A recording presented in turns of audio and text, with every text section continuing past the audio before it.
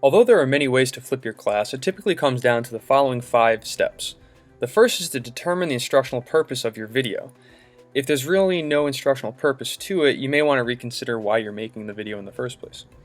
Once you determine the purpose of it, you next have to select your equipment. So you may have some provided by your school district, you may have to purchase some or order some through the district, so selecting your equipment is an important second step. Third is choosing a screencasting tool. Although you don't have to use a screencasting tool to make these, it does help to have one. So whether it's a free version or paid version, a screencasting tool is typically vital if you want to flip your class. Fourth, how are you going to share your video with your students? How will it be available? Some considerations here will have to do with privacy issues and your district policies, but you have to think about how will your students actually view this. And lastly, how are you going to make it interactive? In my experience, if you just have students simply view a video and that's it, it's not very effective. So what are you going to do to have them more actively engaged in your video? Let's take a closer look at each of these 5 steps. First, as far as instructional purpose, you can start with a basic content lecture. Okay, so flipping a content-based lecture is how I started. An example is that World Religions video to the right. It just provides an overview of some type of topic that we go deeper in class. Another thing you could do is make a review and remediation video, which you can see to the left there with my civics class. That's a good end of unit or end of semester way to have students review. And the nice thing about that is you can actually use these videos the next year to front load instruction if you choose. Another example of purpose would be to model skills. You can see my colleague Brian Germain there on the right providing a skill on how to create an effective summary, and he's also reviewing the assignment template. So this is a good thing to do if you have multiple assignments with the same format throughout the year, or skills that are going to keep coming up again and again. Instead of teaching it over in class, create a modeled skill video. Another example is a tech tutorial. On the left, I'm giving a quick tutorial for how to use Google Drive effectively. This is good especially if it's a new technology or a learning management system or something that students will be engaging with for the first time, or that you know they may have to go back and get some further instruction throughout the year. Then on the right there you can see I also provide some assignment instruction. So if it's a new assignment or again an assignment that's going to keep coming up, I'll make a quick video providing instructions for it. And this is also good for students that maybe have missed class or come into a class partway through the semester. This helps them catch up and see what some of the formats of the assignments are. Okay, 3 other ways to create your videos would be to create differentiated videos. So for instance, if you have a high-level video or a low-level video for a different content or skill or the complexity of whatever it is that you're teaching. You can make a video to address a misconception. Say something happens in class that you find a lot of students have a misconception about, or you know that students from the past few years have had this misconception. Create a video addressing that. And lastly, you could create an inquiry hook video. So make a video that doesn't answer a question or model a skill, but instead asks a question and has students grapple with it once they get into class. Okay, now that you've decided what your video is going to do, the purpose of it, now you have to select which equipment you're going to use. The first option, which is the simplest, is to just use the built-in audio and video that comes with your machine. Right now I'm actually just using the audio that's built into a MacBook. If you have a quality computer, then you may not need to buy any external devices. However, if you decide that the audio and video with your machine doesn't exist or isn't good enough, then you can look for some external audio video options. Typically it has to be an HD webcam. It doesn't have to be HD, but getting an external webcam can be helpful. Logitech has a few different options, and you can also get external microphones. My only suggestion here is don't get any that are still the analog plugins. Get at least a USB mic because audio is pretty important. Now, once you have your equipment, you have to decide which screencasting tool you're going to use. Now, there are a lot out there, but these are the ones that I find that are most effective for teachers, especially ones that are just starting out. If you're using a PC or a Mac, I always tell people start out with Screencast-O-Matic. It's free, it's simple to use, it's available online, so that's a good starting point. If you want to make them a little bit better, or actually make them a lot better, you could use Camtasia Studio by TechSmith. Excellent product. It's actually what I'm using to record this video right now. If you're using an iPad to make your videos, 2 that I think are great are Educreations, which is a free one, and then Explain Everything, which is a paid app, but it's still very cheap, and you can do amazing things with it. So those are 2 that I would suggest for the iPad.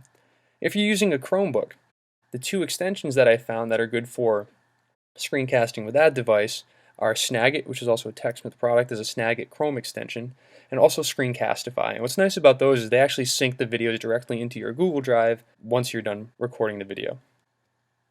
Okay, now that you have your video created, how are you going to share it? First tip is to make it as simple as possible for your students to access your video. If it takes 5 to 10 steps to actually get to your video, a lot more chances that students will get frustrated, not know how to do it, and eventually give up. So just think the fewer clicks for them to access your video, the better. Second tip, determine which platforms students have access to at school and at home. For instance, if YouTube is blocked at school, it wouldn't make too much sense for you to post all of your videos to YouTube. So just know what they have access to, and then determine from there how you're going to share it out.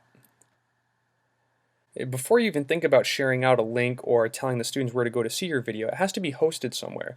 So where are you actually going to upload your video to? I choose YouTube because it tends to be the best and works across the most platforms. But again, if you're in a school that blocks YouTube, you may want to choose Vimeo or use Google Drive to share it right from your drive. Another option is if you have a learning management system such as Schoology, you can actually upload videos directly into the LMS, so that may be your best option, particularly if you have a lot of filters at your school. As for sharing it, there's a few different options here. You can create a simple class website or class blog. There may be even one that's part of your school district. Just post a link to it or the link to wherever it's hosted right onto your class blog. If you use an LMS, again, like Schoology or Canvas, you can put it right into the LMS, upload it straight there, or you can provide a link wherever your modules are to share out resources with your students. So those are the two most basic ways to share your videos, is either through a class blog or website or through an LMS. There are two other ways that I decided that you can share your videos that are very simple and easy for students to access. The first is to just create a resource document. Especially if you're Google Apps School, you can simply make a list of all your resources and link them to there. So for instance, my civics class this year, we don't use a learning management system at all. We actually just have one resource document, as you can see there to the left, and I put all of the assignments and videos linked right into that one document. There's a short bit.ly to it, so the students always know exactly where to go within one click to get to all the resources for the class.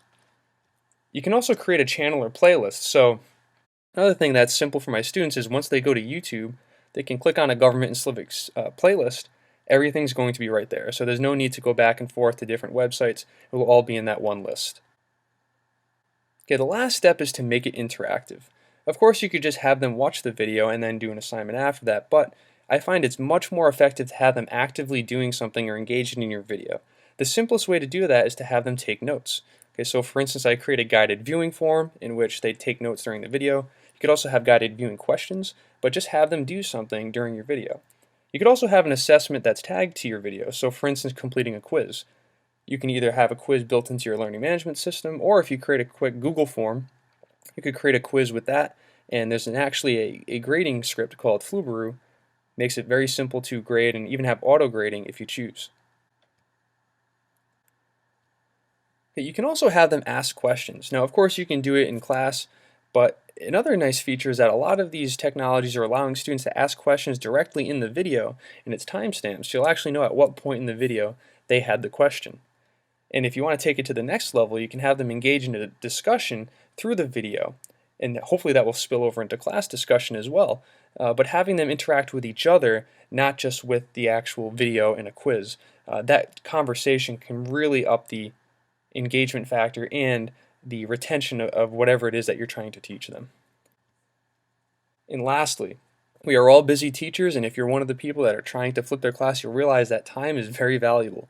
So the last tip, which I think is probably the most important, that is to establish an efficient workflow. Once you find a process that works for you, stick to it and get good at it, because making it more efficient will make it much more likely that you'll keep making videos, that they'll be more effective for your students. And at the end of the day, teachers, we don't want our time wasted. Okay, so once you have an efficient workflow, just keep sticking to it. Here's an example of one. Say you have a PowerPoint. Maybe it's already created. Open up Screencast-O-Matic, so that's your second step, record it there. Share the video in your learning management system such as Schoology. So that would be a 3-step workflow that may work for you. Another example would be, say you create a Google presentation. You could record it with Camtasia Studio, upload it to YouTube, and then share that YouTube video link to Google. Okay, you get the picture here. There's a lot of different options that you could do, but just choose one, create a workflow, and then get efficient at it. Hey, good luck flipping your glass. If you have any questions, you can contact me at the links below.